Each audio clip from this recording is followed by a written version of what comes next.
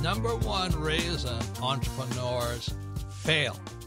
And it's one of those skills that schools never teach you. Because my father, PhD, academic type, this word was a four-letter word for him. Again, it's the number one reason that entrepreneurs fail. But it's also the number one reason why some entrepreneurs make it extremely rich. And the word today we're going to talk about is that four-letter word called sell. Most entrepreneurs cannot sell. And they go out there, they have this wonderful new product that nobody really cares about, and plus there's 9 million copies of it already. Somebody's already doing what they're trying to do, like another coffee shop. I mean, who needs another coffee shop today? And everybody's starting coffee shops because Starbucks is successful. And everybody's doing juices today because Odwalla became very successful selling juices. Now, there's nothing wrong with starting that, but if you can't sell, you're going to go broke. Because our special guest today is Rich Dad Advisor Blair Singer, and as he always says, sales equals income. And if you can't sell, there is no income. It's called top line. What is your top line? And most people have no top line. They got nothing coming in, and it's all going out the bottom line called cash flow going out through expenses. So a very important show, but most importantly, our very special guest is a dear friend of the family. Is Dr. Robert Cialdini. His book, first book, Influence Why Rich Dad, Poor Dad, became the number one best-selling book in personal finance of all times. It's because years ago, before I wrote Rich Dad, Poor Dad, Blair, Kim, and I studied the subject called sales, or the psychology of why do people buy, why do people not buy. Those are the questions you have to ask. So Dr. Cialdini wrote this book called Influence, and it's how you influence people to buy. Fantastic book. Kim still has her copy. She and I discuss it. We use it to create the Rich Dad, Poor Dad phenomenon. As I say, I'm not a best writing author. I failed high school twice because I can't write. But I am a best-selling author. And all of these academic types, Robert Cialdini accepted here, they can't sell. They cannot put a point across that people want to listen to. My poor dad could not sell. He hated salesmen, in fact. PhD. PhD stands for poor, helpless, desperate. They can't sell. That's the problem with it. So all of you who are entrepreneurs or want to be entrepreneurs or want to be better at your ability to be a more influential entrepreneur, this is your program. Any comments, Kim? Well, yes, I think today's a really special gift for all our listeners. Dr. Bob Cialdini is a marketing hero of mine, and I have studied him, as with Robert and Blair, profusely. Here's my book right here with Post-its all over it. It has totally influenced our lives. And here's what I love about this book, Influence, is that, Bob, you actually wrote it to help people from being conned and deceived by these unethical salespeople. But the ones who kept buying it were people who were in sales and in marketing because it was such a simple concepts. You had 6 concepts, 6 principles, so simple and so easy to apply every day. And that's what we did. And I'm so happy to have our dear friend Blair Singer, because he is also the expert on sales, and he's also the author of Little Voice Mastery as well as Sales Dog. And Bob Cialdini's is the CEO and president of Influence at Work, and his book is Influence, and his newest book is Persuasion. So welcome, Bob. Welcome, Blair. Wait, say that again. It's not persuasion. It's persuasion. It's how you set it up before you make the sale. So that's why all of you who want to make more money, be better entrepreneurs, be better leaders, this is your book. So anyway, welcome to the program, Dr. Cialdini. Bob, and what is persuasion? What got you into this business? Because I think it was funny when I first met you, you said that you were generally dealing with being an academic at Arizona State University. You're dealing with the academic types. And then you said, well, if I write a book, I'll influence the people who are non-academics like Blair, Kim, and I. You're right, Robert. And one of the reasons it seemed to me important to write a book for a non-academic audience is that I wanted to tell people about the research that we had done that will help them increase their outcomes, increase their satisfaction with life. The research that they paid for. You know, those academic studies, taxpayers paid for them. Right. They're entitled to know what we found about them with their money. We've got some answers for them, but we would bury them in academic journals rather than write for a popular audience. So that's one of the motivations I had. So you wrote a mass market book versus a textbook. Exactly. Right. What is your background, and how did you get into this field of influence and the psychology of selling and, you know, all the things that most academics don't think are important? All my life I've been a sucker. I've always been a pushover for the appeals of various kinds of salespeople or fundraisers who've come to my door. Did you buy the Ginsu knife? I bought everything. And, you know, I would stand in unwanted possession of these things and say to myself, what just happened here? You know what I always buy? What? Take this pill and you lose 20 pounds. I always buy it. I know it doesn't work, but I got to buy it. Well, so if that's the case, it's something other than the merits of the thing, isn't it? Yes. Yeah. If that's not what I really wanted, but I wound up holding it, and the guy who had it a minute ago is now walking away with my money, it had to be the way he presented those merits. Right. Not the merits themselves. Right. I mean, like I said, that's that thing. That says, over 1 million of these bottles have been sold. Right. People have lost 25 million pounds. And I know they're lying to me, but I still buy it. So, what is it? What are the strings that are being strummed inside us by the way somebody presents an opportunity that resonate with our fundamental nature? Right. The fundamental tendencies we have to say yes under certain circumstances. But it's more than that, you know, because what you got into with your first book, Influence, was how we get people to do things they would never have done, that are so unethical, immoral, and illegal. For example, about 3 or 4 weeks ago, I was in Berlin, and then Kim and I were in Amsterdam. And so I'm looking at the Berlin Wall as Trump is yelling and screaming, we got to build a wall. And then I went to the Holocaust museums and all this. And you have to ask the question, how did the German people get to do this? And that's what you covered in Influence. And then Kim and I were just in Amsterdam, and we went to the Anne Frank Museum because they ran and they escaped from Germany, the Frank family.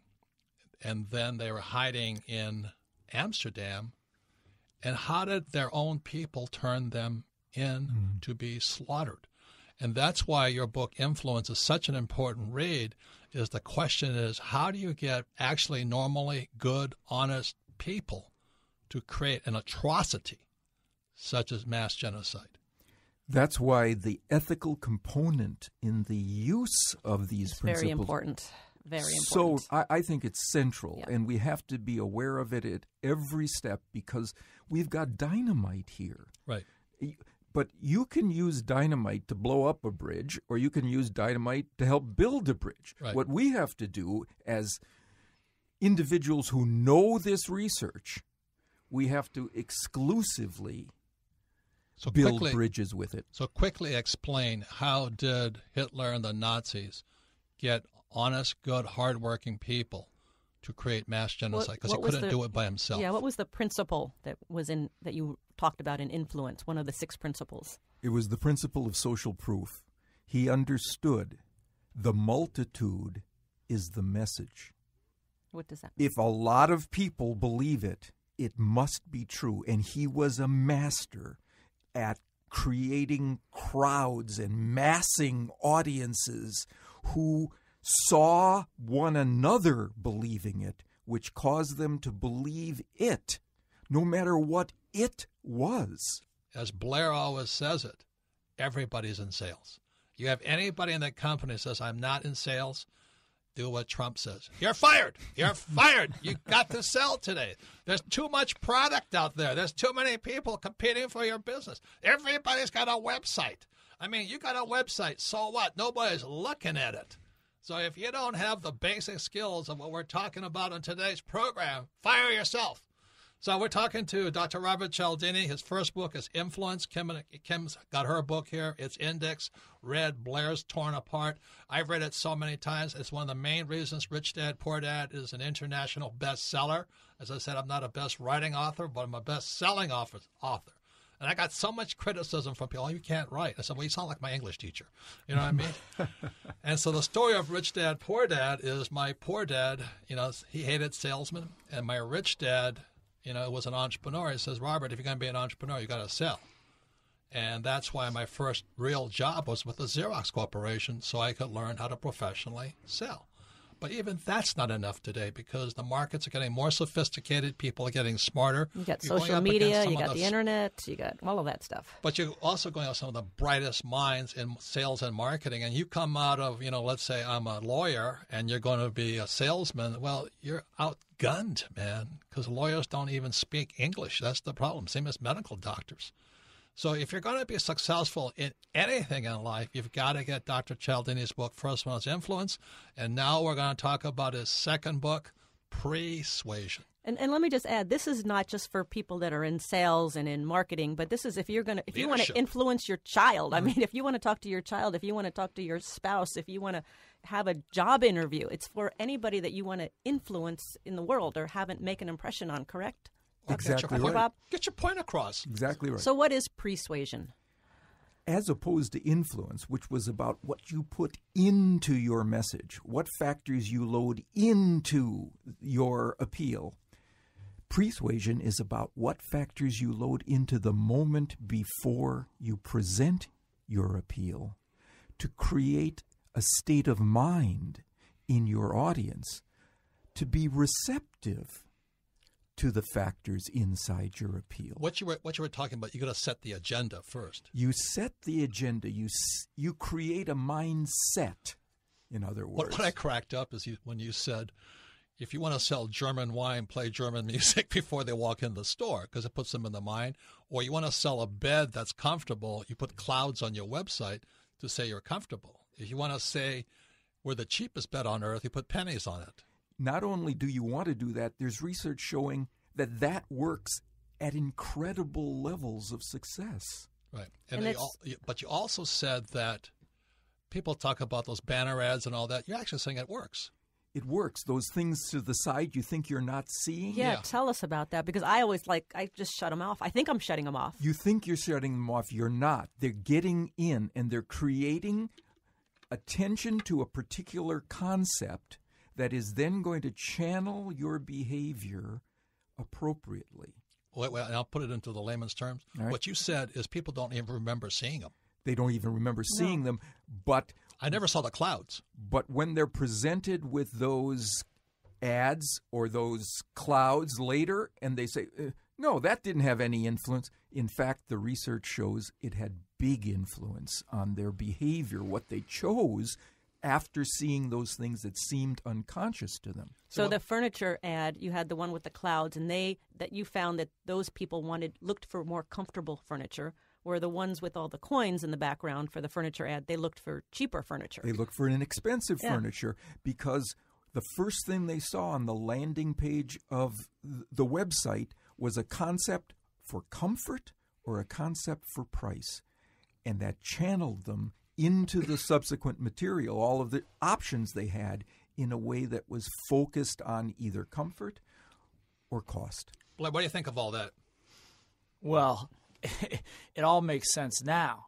In retrospect, when you think of the successful selling that you've done and the sales that hadn't worked, is when the context or the environment was set up ahead of time, and you, as you said, preloaded the environment to get people to channel down a particular area. Like, if you can't sell, you suck, right? And so if that message is loaded in ahead of time, and then you try to sell a sales training program afterwards, you're going to do a lot better than if you just try to sell it on the merits of knowing how to sell. Now, what happens to most sales guys, which you cover in your book, Persuasion, they focus on the closing. We call it in a sale to close. So they close hard. You got to close 10 different ways, 6 different styles, and all this stuff.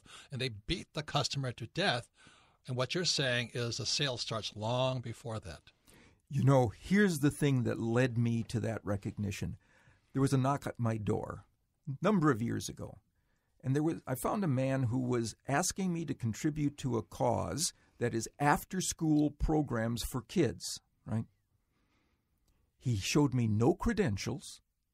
I hadn't heard of this program at all, and I wound up giving him more money than I do to a legitimate charity that comes to my door. And I felt good about it afterwards. And I closed the door and I said to myself, what just happened here? It wasn't what he was giving me, because he didn't give me enough to make me give my money to him. It's what he did first. He brought his 7-year-old daughter with him. Holy moly. Oh, man. And he focused me on children and the needs of children. And then I was happy to give him money, even though I had no reason to believe him. The priorities had shifted from risk to children.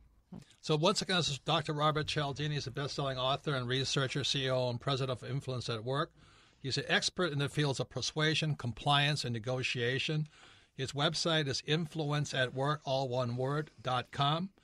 And also Rich Dad advisor Blair Singer. He's the author of Little Voice Mastery and Sales Dogs, because what we're talking about is how do you influence that little voice inside the head. You don't get the focus on what you're selling, you're finished. So the 2 books are for Dr. Cialdini. The first book is Influence. It is a must. If you're dealing with people, you must read this book. If you're in sales, you have to read this book. And then Persuasion is how the context is set up to make it easier for you to make the point without closing.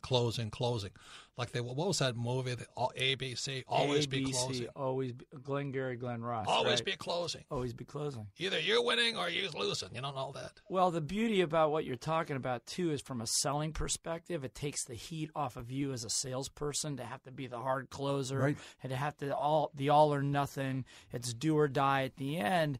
Is that from an ethical perspective, as you're talking about, to be able to set it up the way you want it, to set it up in a way that lays the groundwork to create a relationship, as opposed to just, as Robert says, we were learning the 5-call close, man. It's an arm wrestle at the end. Who's going to either win or you lose?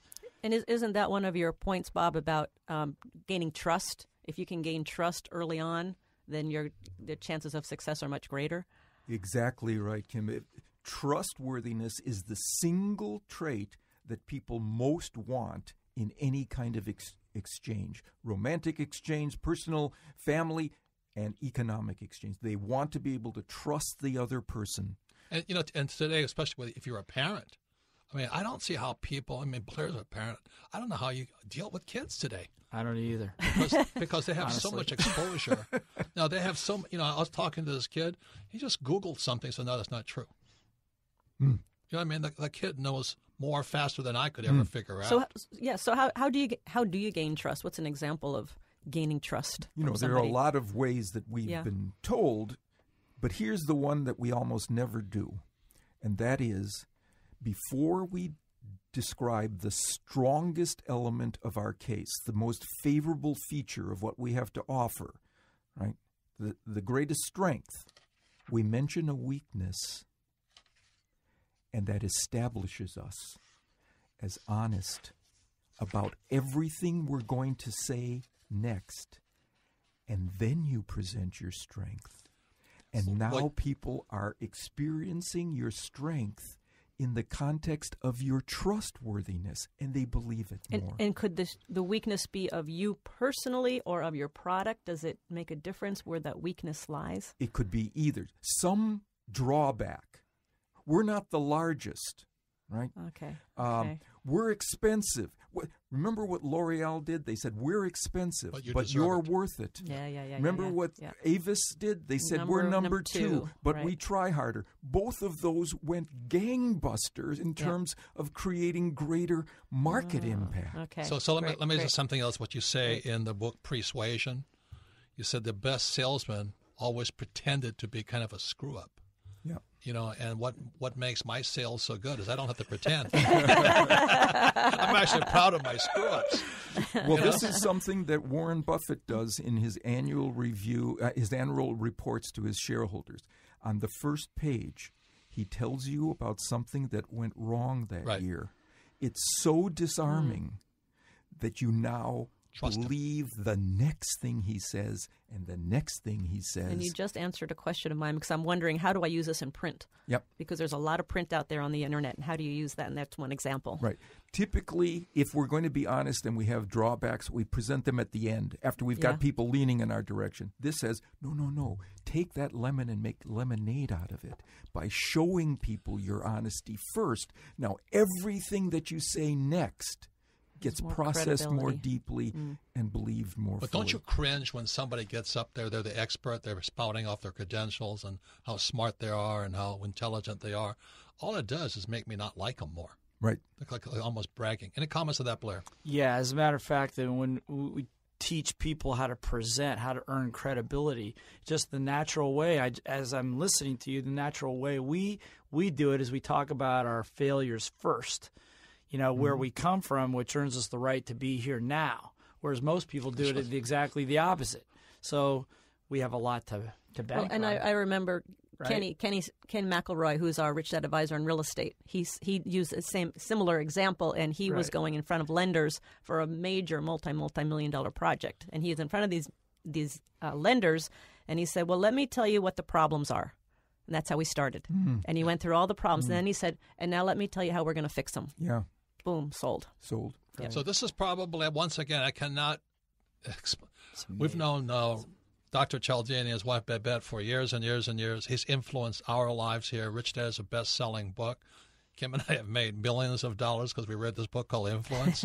And now I'm studying his next book, Persuasion. So for those of you who need to lead people, influence, even your kids, or sell a product, or talk to your employees, or talk to your boss, coworkers. You have to know these skills. But please, Dr. Cialdini emphasizes it all the way through. Use them legally, ethically, and morally for good purpose. And that's why I brought up how Hitler was able to get an entire German his world, to do the atrocities unconscionable to man. But the same, people, I'm glad that's not happening. It's happening every day right now with this so-called religious wars with ISIS and Taliban. It's in the human condition. So, ladies and gentlemen, these are two of the most important books if you want to be a better human being, but please be legally, ethical, and moral. Even if you're not in sales, you may have kids, you work for somebody, you have a husband or a wife you need to influence. Very important skill set. But also you want to listen to, you have friends, family people, or business people. Everybody should listen to this program because it's really about how you influence or how you get your point across. And as we know today, there is so much noise today. There is more noise than ever before in the history of humanity. Every person now has 3 or 4 websites. I don't know how anybody gets any attention out there. I sit there and all this, and everybody's got a book. I'm a best-selling. So our guest today is Dr. Robert Cialdini. His book, Influence, was one of the main reasons that Rich Dad, Poor Dad is a best-selling book, even though I'm not a great writer, but I can sell. And the reason my friend Blair is here, because he's a Rich Dad advisor on sales and marketing and communication, because those are the human skills. Communication is everything. And if you can't communicate, how many of you ever sat talking to somebody and they're texting somebody else? Drives me crazy. How rude and disrespectful. Or you're talking in an audience, a guy leans over, he's talking to the neighbor. I jump on him. I'm a former Marine. You just don't do that stuff. But that's our society today. You can't do that. So we have our next guest, he works at the Rich Dad Company, is a head of marketing here. And like I said, as I'm the old guy, I know nothing about the web. And Greg Arthur has the task of trying to get through the clutter and noise out there. Even though Rich Dad, Poor Dad, Rich Dad is a major international brand, you're here today, gone to Maui. They forget about you so fast today. So I want Greg to ask Dr. Cialdini, Robert Cialdini, about how do you get people, and this is what's covered in Dr. Cialdini's book, Persuasion. It's called Pay Attention. How many have gone to school and the teacher says, pay attention? And what Dr. Cialdini says, you got to pay for that attention today. And you don't have enough money to pay them to do it, but that's what we do a lot. We want to pay attention. Because if they're not paying attention to you, they're paying attention to somebody else. So, Greg, what questions would you have for Dr. Cialdini? Now you represent all the other techies out there. Okay. Millions of Trying websites to get through out that there. I noise. get to pay attention. Right. Well, you really fascinated me when you were talking about the banners, because I always thought I had banner blindness as well. And so I would love to know how to use the banners to grab the attention for the persuasion. On top of that, one of our biggest challenges is we're trying to sell education. And right now, education, it also implies the word work and effort and energy and time. And that's a rough sell. But people expect education to be free. And Well, they also think it's boring on top of it. Especially on the web. So the people we're pushing to on the web already are getting their information free. They're getting it everywhere, and then we're trying to Sell them. Yeah, exactly right. So the book Persuasion is about what you do first. So let's go to what your people who come to you see first. What's on your landing page? There needs to be imagery and evidence that this is about education, and you channel their attention now to those things that are attention related. Let's say you've got an email blast that you're sending to get people for a particular offer that you have. Let me give you the results of a study. This was done by Royal Caribbean International. The shipping, the cruise line. Cruise line. They had a limited time offer. In the subject line of the email, they said 3-day limited time offer, and they did one thing differently. On each side of those words, they had an emoji of a clock. What's an emoji? A graphic? Yeah, like a little image. A little you image, can see his a little tech savvy picture there. of a clock. That caused 3% more people to open the email. And believe me, that's a lot. Yeah. That Right? is, yes. It caused 15% more to click through and accept the offer. That produced a several 100% increase in revenue. Right? What those clocks did was to focus people on the concept that was the center, the core of the message. Limited time. Time decay. Right? Yeah. Right. So the emoji was kind of put that urgency in their mind.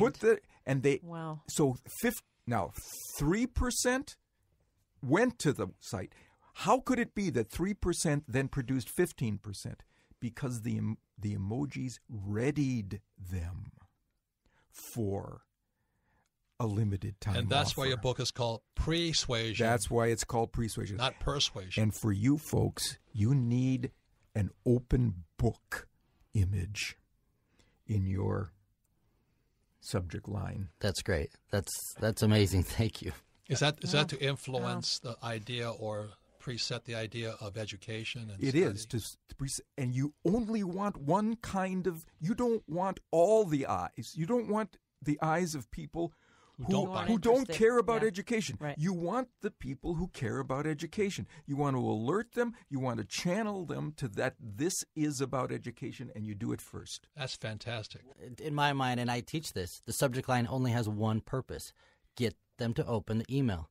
And you just blew my mind because it has two purposes: get them to open the email, but also preset their brain for what you put in the email. Right. That's awesome. And That's- Bob, let me it's ask you amazing. too, because we're always looking at again how to get their attention and how to pay for that attention. Pay attention. Is asking a question? Is it effective in print? It is. Because you talked about the survey. There's a beautiful study in which marketers went up to people on the street and asked them to try a new product, right? A new soft drink. They had to give their email address in order to get access to this new product. They would get some information, right? Only 30% agreed to do it. Right. But if the marketer first gave them a flyer, a handbill with the same information on it, except at the top it said, "Do you consider yourself an adventurous person?" Now 50% Wow. gave Wow. Because what your stats showed in their book, it was went from 29% to like 79%. That was for asking the question, "Do you consider yourself a helpful person?" Because they wanted to get you to fill out a survey. To fill out a survey. If you want people to try something new, if that's what your entrepreneurs who are listening have something new, the question to be asked is, do you consider yourself adventurous? Because that steers them to their adventurous side. I used to ask girls that question And now and get slapped. they're channeled. Yeah, really. Hey, once again, it's great. Robert Kiyosaki, That's the Rich great. Dad Radio Show, the good news and bad news about money. And our guest today is Dr. Robert Cialdini. His first book was Influence, and his latest book is Persuasion. Comments, Blair? Yeah, I'm just thinking about what question I'm going to ask my son to make sure he gets his homework done, for crying out loud. I mean, so it works across. Have him talk to me. Yeah, right. That you're a great influence on getting homework done for sure. So don't waste your time. But on the research shows it works across adults, children, bosses, everybody. Yeah. But you have to you always have to identify what your goal is, what is it that you are selling. I got an email from a guy who said he read the book Persuasion and it changed something that he did with his son, 2 sons actually, who were Boy Scouts. They were sitting outside of supermarkets selling popcorn for the Boy Scouts, Yeah, right? we've seen that. We've all walked past We've all- those guys. Yeah. right? Yep. They were getting only about 15% yes, because they would, as people left the store, they would say, "Would you like to buy some popcorn?" Only 50 people had just been if they wanted popcorn, they could have bought it in the supermarket, right? Right. Instead, he read the book and he changed the question to, "Do you support the Boy Scouts?" Wow. Of course. Good. That's Good, what yeah. they That were gets- not that gets to selling your popcorn. heart. They were Gets to selling your the Boy heart. Scouts. Yep. 85% Wow. now. Wow. Either buy the popcorn or say, "I don't want your popcorn, but here's some money." You ask the question that channels them to the goal that you have, your central core strength. Right. And That's what has yeah. to go first. Yep. Got it. Because people also want to be consistent in their behavior of what they say and what they do. Exactly right, Kim. So a big question now is we have, we talk about bad publicity and all this stuff and all this. And here we have this guy, Trump. Mm-hmm. As far as I was concerned, all he got was bad publicity from the media, but he still won. Yep. I want to ask you, what was your evaluation? What worked? What didn't work? Here's the case. The context for the election was this is a change election. People wanted change. In fact, in the last 100 years, when a party has held the presidency for 2 terms, the next election goes to the opposite party 80% of the time. It was time for a change, right? And what Donald Trump was able to do by bringing attention to himself is to produce an interesting side effect of attention. We assume that the things we are paying attention to have the status of causes. They are causal features of our environment because typically when we do pay attention to something in our environment, we pay attention to the causes there. That's where we go, right? When it's time to pay attention, you pay attention to the thing that's causing. Well, if somebody gets a lot of our attention, which Trump was able to do, Master we at that. assume he's a causal factor. Well, if it's a change election, he's the guy who's able, he's got the power to be a cause. So let me ask this, but more specifically, he had to have 9 lives because I thought he was dead 9 times. And, you say in the book you thought that bad publicity is bad because it destroyed Tiger Woods' $22 million contract. But in Trump's favor, it worked. And what was the overriding factor for Trump? The factor was attention does 2 things. One is you assume that attention. if you're paying attention, this is something important. It's something that's worth your attention. It's something that warrants your attention. And secondly, you assume that it has causal properties, the ability to change things. People thought that really change was actually possible through Trump. And that's what people wanted. Yes. They wanted change. He was able to masterfully draw media attention so that because he was so much the focus of attention, he came to be seen as someone able to create change because he was a causal figure. He got people to pay attention. Yep. So our guest today, our Blair Singer, he's Rich Dad Advisor. He teaches the world on the art of selling, the art and science of selling, because if you can't sell, you have no money. Sales equals income. And also Dr. Robert Cialdini is a friend from years ago prior to Rich Dad, Poor Dad. And his book, Influence, was a book that Kim and I not only read, we studied. Blair and I, Kim and I studied this book. His latest book is Persuasion, The Revolutionary Way to Influence and to Persuade. He is a best-selling author and researcher, CEO and president of Influence at Work. His website is influenceatwork.com. So please look at his work. Comments, Kim? Yes, well, in Influence, which we all love and highly recommend this book, you talk about the 6 principles that make up influence. But in Persuasion, you talk about the 7th principle of influence, called unity.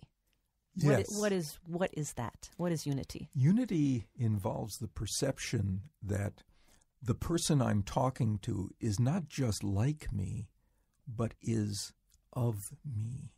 Of me. He's one of us. I include that person in the boundaries of the concept of we, who I constitute as we. This person is inside those boundaries.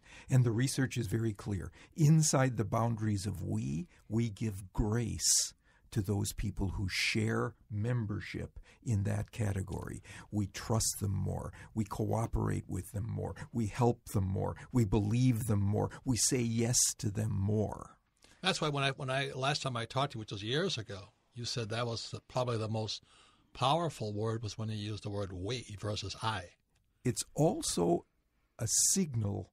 If you are in a sales setting and you're dealing with a prospect and you hear the prospect change from saying you and me or you guys and us to we, you know that's the signal to move forward now with the close. This is your moment. You have arranged for this person to think of you in the terms of we.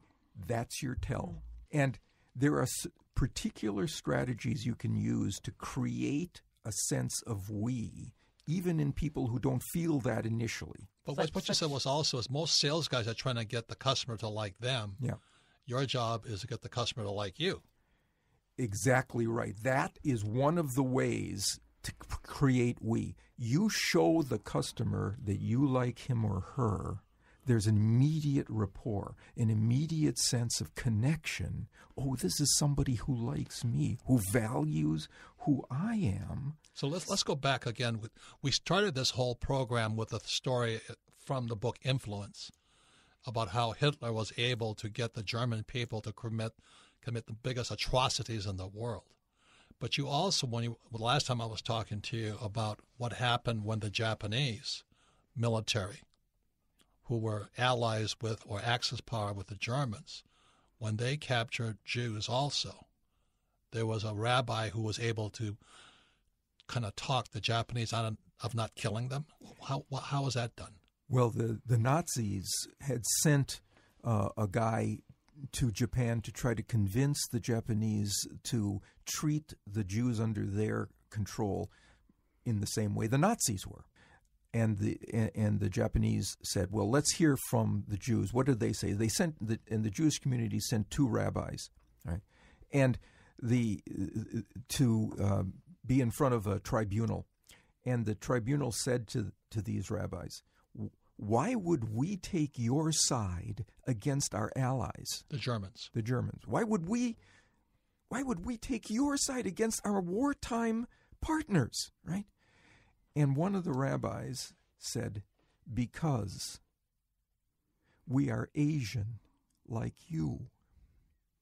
He changed the concept of we from a wartime alliance to something that had to do with ethnic membership, the commonality of place. Asian, we're Asian like you. And that changed the course of the war for that Jewish community. They were not harmed, no matter how hard the Nazis tried to convince the Japanese they would not go there, because that rabbi had reset the boundaries of we for them. Now the Jews were of them. Right now, the country seems so divided. Yeah. Does this principle of unity, can you apply that to a country so divided? Yes, and I think you can do it by pointing out the commonalities that truly exist, especially commonalities of values. Right? People resonate to those individuals who share their values, and where that's the case, you raise that to the surface, and that creates the rapport. But there are other strategies. For example, here's one that I like. Let's say you have a plan or a blueprint for a new initiative or a new product or a new startup, whatever and you need feedback from people who you want to support it, right?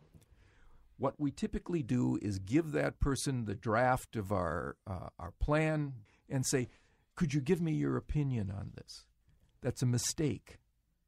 Because when we ask for someone's opinion, that person takes a half step back from us psychologically and goes into themselves.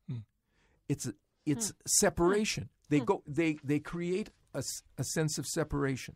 If we change one word persuasively, instead of asking for that person's opinion, we ask for that person's advice.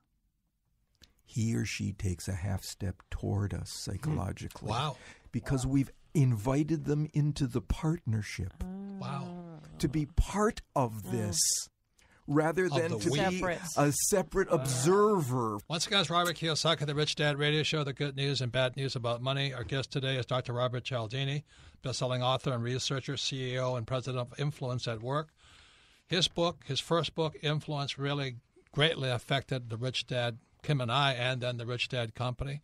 And the reason I think Kim and I are best-selling authors is very simply because we study the great influences of our time. And his latest book is called Persuasion, and it's what you do before you influence somebody. And I think this book is probably more timely than ever before, given how much competition there is for your attention today and your money and asking for your cooperation to work. So once again, it's a fabulous program. We generally have Ask Robert, which we'll have again next time. But the reason we skipped it because we basically feel that Dr. Cialdini has an important message for all of us, especially because what he's talking about is how we can get along better, because we are so divisive right now. So divisive. It is the saddest. Breaks my heart. Quick question on this, though. You know, when Putin and Trump seem to be having this love affair, and, you know, Trump actually talks to people, whereas he hated Obama and Hillary and all this. What was going on there? I mean, and then now we're fighting in Syria, and there are thousands and thousands of people being killed. I mean, that just, I'm a former Marine. That breaks my heart. Yeah. Why are we doing this? I was once on the stage with a famous philosopher from Oxford, and he said, you know, there is a way of thinking that we have become more civilized over the years as a species. He says that's true until we're threatened. As soon as we are embattled, we sink back to our most primitive tendencies. Wow. Kim? So, Bob, this whole principle of unity and we is so important. Is there another example that you could share with our audience? We just had an important negotiation with a client, and we were separate from them in terms of what we wanted, what they wanted, and so on. We went to their offices for a meeting. We got to the meeting room first, and instead of doing what we normally did, which is to array our team on one side of the table, when the other guys came in, they would array their team on the other side of the table, we would have created the geography of separation. Instead, I asked my team to take every other seat.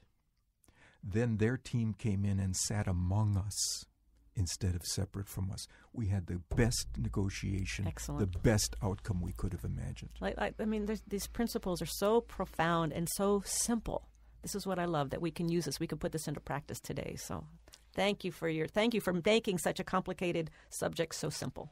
Well, thank you. So once again, it's Robert Kiyosaki. Our guest today is Dr. Robert Cialdini. His 2 books, Influence, and his latest book, Persuasion. Please get them. Even if you're not in sales, everybody's in sales.